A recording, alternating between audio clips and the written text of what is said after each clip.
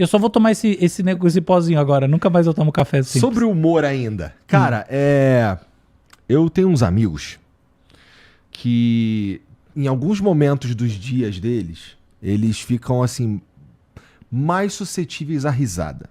Não, todo mundo, né? Seus amigos. Você só percebeu eles. No caso deles, especificamente, é porque eles fazem uso... Fuma maconha e maconha. Eles fumam maconha. O que é maconha? Você tem esses amigos? Eu tenho alguns amigos. Esses amigos que ficam aqui no estúdio? Entendi. O Álvaro chegou... O que é o estúdio do Flow? É aqui mesmo. Essa piada foi boa, né?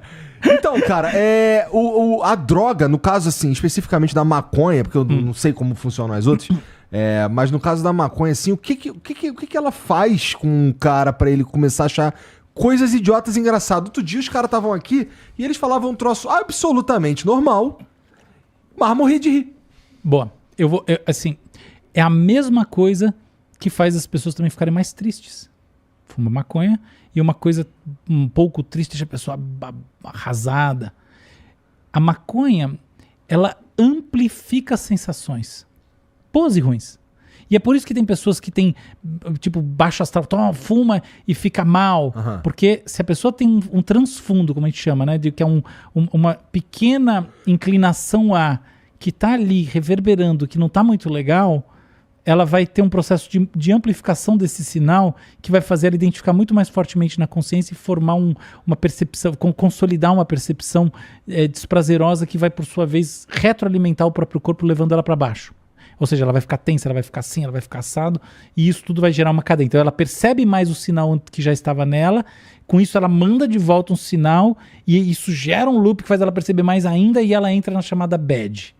Do outro lado, se a pessoa está com uma energia mais leve, e ela vai ter a amplificação dessa energia leve, que a gente pode chamar ela de prazer, de satisfação, como você quiser chamar. Energia leve tá assim meio... Eu tô assim, meio hippie, né? Tá meio hippie. Porque hoje alguém me chamou de abraçar árvore, qualquer coisa assim. Eu achei legal.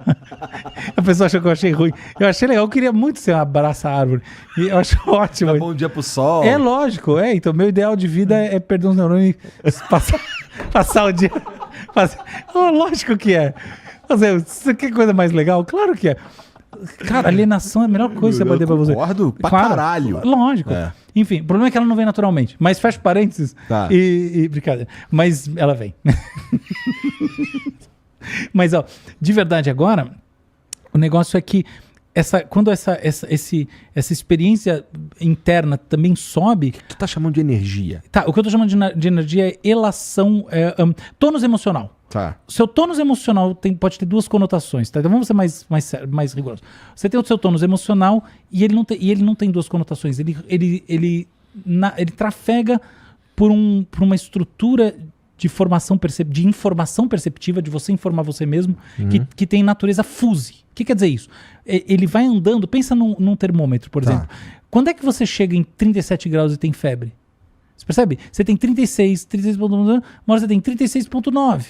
36.99, 36.999. Você percebe? Você tem um contínuo que, em última análise, você pode dividir infinitamente e dizer que você nunca vai chegar no 37, que é o paradoxo clássico lá da tartaruga. Fecha parênteses, mas só para dizer que essa é uma estrutura de continuidades e que você poderia, em última análise, estar segmentando de maneira infinita, tá?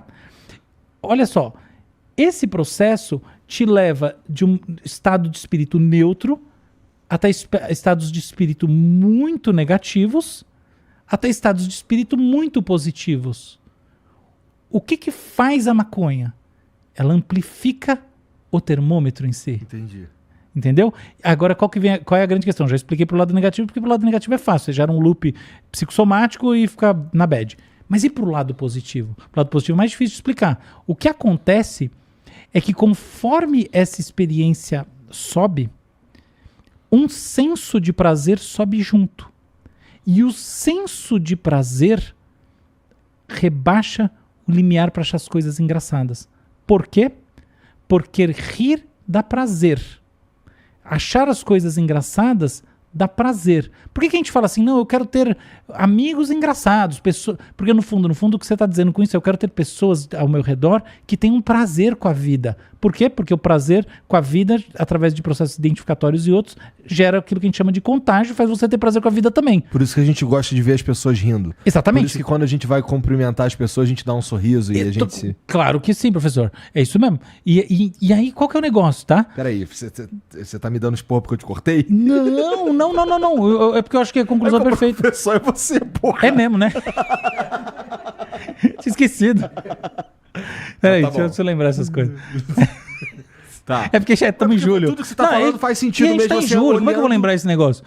Tá nas férias. É, né? eu nem sei. Então, essa cena, exoneração da Universidade Federal de São Paulo. Mas, pô, quando a gente conversa com as pessoas, assim, é muito mais agradável você cumprimentar um cara que te recebe com um sorriso. Claro, né? e funciona muito mais para qualquer tipo de estratégia de convencimento que você quiser. Mas, enfim, por quê? Porque te coloca numa experiência de querer continuar a relação, porque te alimenta de prazer. Agora vem o grande negócio, né? Isso daí, no fundo, traz uma questão profunda. Qual é a questão? Por que, afinal de contas, isso traz prazer? Essa é a verdadeira questão. Tudo bem. Deve ter algum componente evolutivo nessa porra. Vamos lá, tá? A resposta já está dada do começo da história.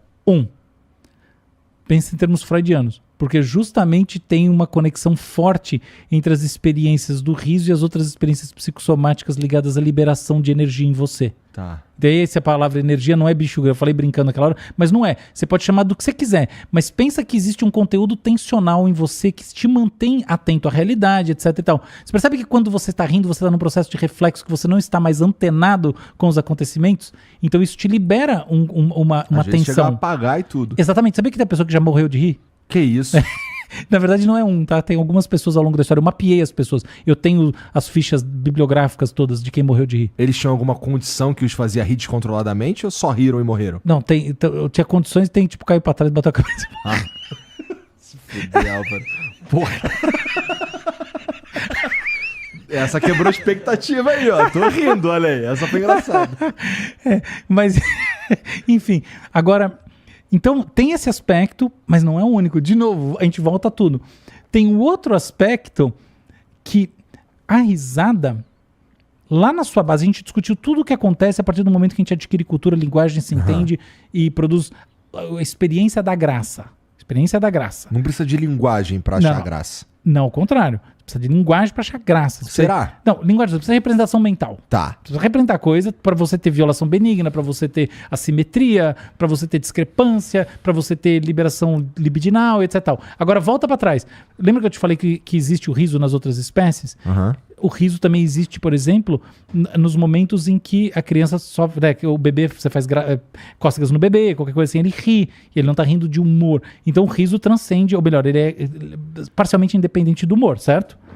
Então quando a gente volta na função do riso, a gente sai dessa discussão e fala, tá bom, nesse âmbito desse fenômeno semi-independente, quais são os drivers? Sabe o que é o riso? É a demonstração da não agressão. Porque se a gente pensa bem, nós somos mamíferos. O processo mamífero de ameaça é um processo de mostrar os dentes. Porque os dentes são não só aquilo que você vai usar para atacar mordendo, como os dentes são a medida do seu poder de produzir o dano. O dente afiado do tigre. Ele faz assim, você olha aquele dente e fala, cara, meu Deus. Não é a patinha dele para cima, aquela pata bonitinha dele que te assusta. É aquele dente. Se ele fosse banguela, eu acho que não, porque ele dá tapa, o tigre. Mas um outro animal que não dá tapa, se ele for banguela, tá tudo mais ou menos bem, né? Entende o ponto? E quando você mostra os dentes numa situação que não representa agressão, você justamente está sinalizando que seus dentes não são orientados à agressão. E esse sinal evolucionário precede a nossa espécie, ele é transversal à filogenia mamífera, e ele explica por que a graça prevalece, o riso prevalece entre as experiências do ponto de vista de socialização, ou seja, ele é mais comum da socialização. Porque no fundo ele está mostrando, nós estamos aqui na paz. que tem um sentido adaptativo enorme, que é evitar o gasto de energia com confrontos que sempre tendem a produzir desfecho negativo, seja comum ou seja de um lado só. Então é ruim no todo. Brigar é ruim na natureza, para tudo que é lado. Exceto quando você tem disputa por um objeto de valor muito grande, aí de fato os animais brigam porque eles são utilitaristas, né? Eles são tipo homo econômicos. Mas fecha o parênteses, então tem esse negócio importante que é a origem social do riso, que se converte numa experiência individual na graça. E aí, isso faz a gente rir quando baixa o limiar, porque o prazer está associado a essa ideia de que o ambiente em si é benigno e é seguro, porque você está mostrando os dentes para outra pessoa de maneira pacífica. Então as pessoas não estão... o maconheiro junto não está rindo sozinho, não são dois maconheiros rindo, cada um pro lado da parede. Eles estão em uníssono naquela história, fazendo uma demonstração que do ponto de vista evolucionário foi reproduzida em muitas outras circunstâncias e espécies, que sinaliza essa coabitação pacífica.